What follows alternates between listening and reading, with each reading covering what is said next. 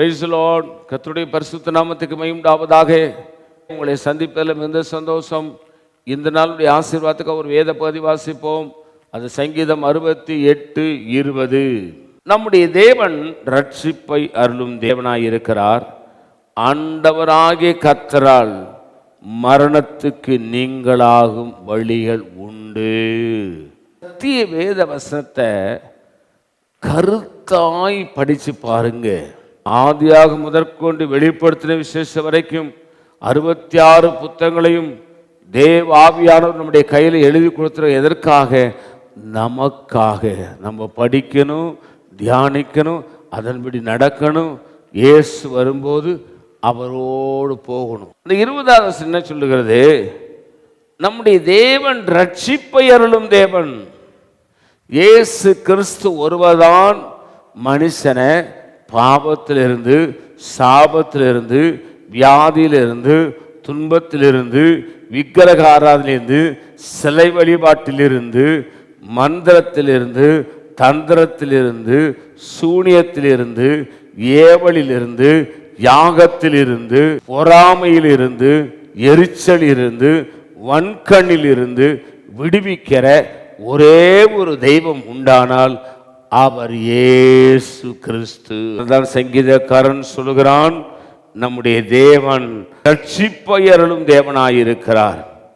ஆண்டவராகிய கர்த்தரால் மரணத்துக்கு நீங்களாகும் வழி உண்டாக்குகிறார். இன்னைக்கு சூனியம் செஞ்சு அநேக குடும்பத்தை பிரித்து விடுகிறார்கள்.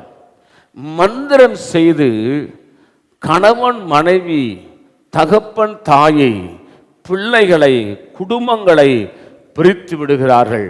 விளைகிற நிலம் விளையாமல் போய்விடுகிறது. செய்கிற தொழில் ஆசீர்வாதம் இல்லாமல் போய்விடுகிறது. சூனியம் செய்து செய்து கெடுதலே செய்கிறார்கள். அநேகர் சூனிய கட்டினாலே பாதி வயதிலே மரித்து போகிறார்கள்.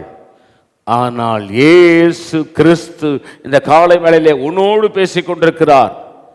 நீ மரண கட்டில் இருக்கிற, நீ சூனிய கட்டில் இருக்கிற, நீ வியாதின் கட்டில் இருக்கிற, நான் செத்துருவேன் அப்படி நினைச்சுக்கிட்டு இருக்கிற, கர்த்தர் உன்னோடு பேசுறார். என்ன சொல்றாரு? நம்முடைய தேவன், நம்முடைய இயேசு உங்களை ஆசீர்வதிக்கிற, உங்களை பாதுகாக்கிற, ஜீவனை கூட்டி கொடுக்கிற தேவனாயிருக்கிறார். அந்த இயேசுவாலே உங்க மரணத்துக்கு நீங்களாகும் வழியை தருவார். நீங்க செய்யறதுக்கு என்ன தெரியுமா செய்யணும்? இருக்கிற இடத்துல கட்டில் படுத்திருக்கிறீங்களா, ஆஸ்பத்திரியில் படுத்திருக்கிறீங்களா, நீங்க அவ்வளவுதான், டாக்டர் செத்துருவீங்கன்னு சொல்லிட்டாங்களா, பயப்படாதீங்க. அப்படியே பெட்டில் படுத்துக்கிட்டு நெஞ்சு மேலே கை வச்சுட்டு, இயேசுவே இந்த வசனத்தை சொல்லுங்க, என்னுடைய தேவனே, எனக்கு ரட்சிப்பை அருளும் தேவனே, என்னுடைய இயேசுவே, எனக்கு ரட்சிப்பை அருளும் இயேசுவே, ஆண்டவராக இயேசுவே, என்னை இந்த மரணத்திலிருந்து என்னை விடுதலையாக்க உம்மால் முடியும் அப்பா. நீங்க மரணத்தை ஜெயித்தீங்க, பாதாளத்தை ஜெயிச்சிங்க, பிசாசை ஜெயிச்சிங்க, எனக்கு உதவி செய்யும் அப்படின்னு சொல்லி ஒரு சொட்டு கண்ணீரோடு ஜெபம் பண்ணு, அழுது ஜெபம் பண்ணு. அடுத்த வினாடி உன்னுடைய படுக்கையிலிருந்து எழும்பி விடுவாய். டாக்டர் வந்து சொல்லுவாங்க, கொஞ்சம் டெவலப் ஆயிட்டாரு, மருந்து மாத்திரை கொடுத்து சரி பண்ணிடலாம், இன்னும் ஒரு வாரத்தில் டிஸ்சார்ஜ் ஆயிருன்னு சொல்லுவாங்க. இதை செய்கிறது இயேசு கிறிஸ்து மட்டும்தான். உங்களுக்காக நான் செபிக்கட்டுமா? பரிசுத்த பிதாவே, நீர் இந்த காலை வேளையிலே என்னோடும் இந்த யூடியூப் மூலமாக உடைய வார்த்தையை கேட்கிற ஜனங்களோடும் நீர் பேசி கொண்டிருக்கிறீர்.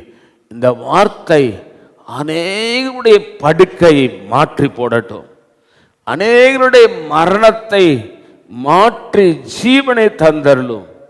இயேசுதான் மெய்யான தெய்வம் என்று அவர்கள் அறிக்கையிடட்டும். உம்முடைய பிரசன்னம் இறங்குவதாக, உம்முடைய மகிமை இறங்குவதாக, அந்த பெட்ல உம்முடைய வல்லமை இறங்குவதாக, டாக்டர் கொடுக்கிற மருந்து மாத்திரையில் நம்முடைய வல்லமை இறங்குவதாக, இயேசுவின் நாமத்தினாலே ஆண்டவரே அவருடைய மரண பயத்திலிருந்து விடுதலையாக்குவீராக. உம்முடைய கரம் இப்பொழுது அந்த மகனையும் அந்த மகளையும் அந்த குழந்தையும் தொடுவதாக இயேசுவின் நாமத்தில் வேண்டிக் கொள்கிறோம் பிதாவே. ஆமேன். God bless you. கர்த்தர் உங்களை ஆசீர்வதிப்பாராக.